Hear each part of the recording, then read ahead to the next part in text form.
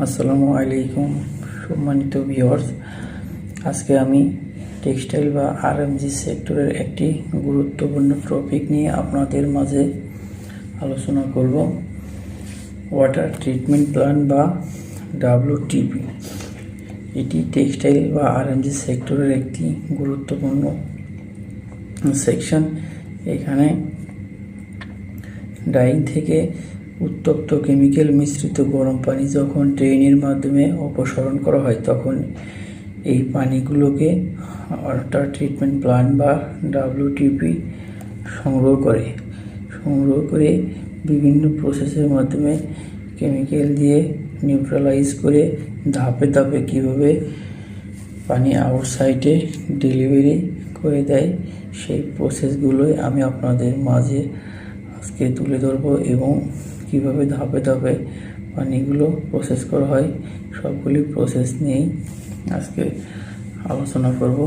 ততক্ষণ আপনারা আমার ভিডিওটি সম্পূর্ণ দেখবেন এবং চ্যানেলটি সাবস্ক্রাইব করে বেল বাটনটি বাজিয়ে রাখবেন যেন পরবর্তী নোটিফিকেশন আপনারা পেয়ে যান এবং পরবর্তীতে ভিডিওগুলো দেখতে পারেন।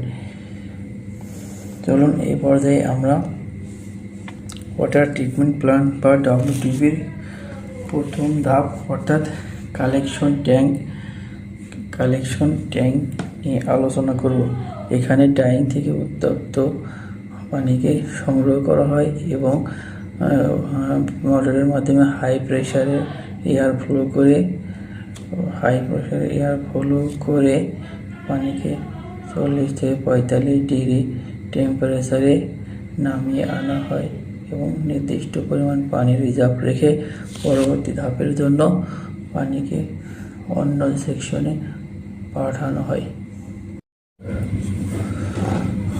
ওয়াটার ট্রিটমেন্ট প্ল্যান্টের দ্বিতীয় ধাপ অর্থাৎ কেমিক্যাল ডোজিং ট্যাঙ্ক নিয়ে এখন আলোচনা করব। এই কেমিক্যাল ডোজিং ট্যাঙ্কে প্রথমে পানি মোটরের সাহায্যে পাইপ দিয়ে কালেকশন ট্যাঙ্ক থেকে সংগ্রহ করা হয়। এখানে নির্দিষ্ট পরিমাণ পানি জমা করার পরে 4টি কেমিক্যালের সাহায্যে পানিকে নিউট্রালাইজ করা হয় এবং নির্দিষ্ট পরিমাণ সময় এখানে পানিকে প্রসেস করার পরে কেমিক্যাল এবং পানিগুলোকে আলাদা করা হয়। কেমিক্যালগুলোকে এখানে স্লাশও বলা হয়। এই স্লাশগুলোকে পানি থেকে